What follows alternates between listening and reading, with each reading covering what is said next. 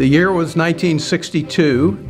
It was Cathedral versus Tech, and it was played at the old Victory Field out on 16th Street. I think the thing that I remember most about Tech High School is just how good they were in 1961, 2, and 3. The atmosphere was electric.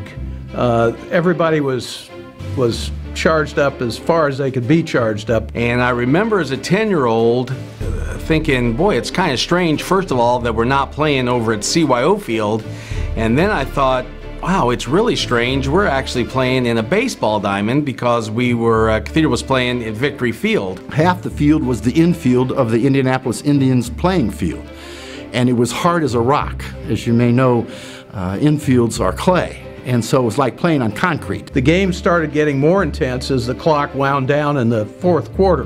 One of the hardest hitting games in the history of Cathedral High School, and certainly the hardest hitting game that I ever played in my life. The first thing that happened that you need to know about was that our all-state fullback, Bob Romberg, on a 4th and 1 with the chance for Cathedral to score at the Tech end, broke his ankle as he was handed the ball.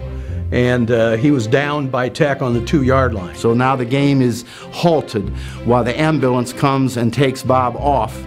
And in the meantime, the defensive group was saying, we've got one chance to win this football game, and that's to get a safety. It took a while to take Bob off the field because he had the broken ankle, and it was a big letdown for Cathedral. We had a defensive scheme called 60 blitz, where all 6 linemen would go through the gaps and the 2 linebackers would come up the middle.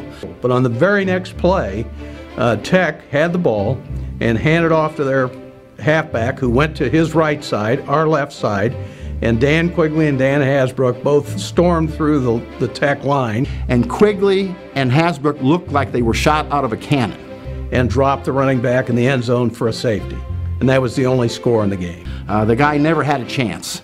And then when the play happened, man, you know, we started pouring over that first base dugout, and it was a lot of fun.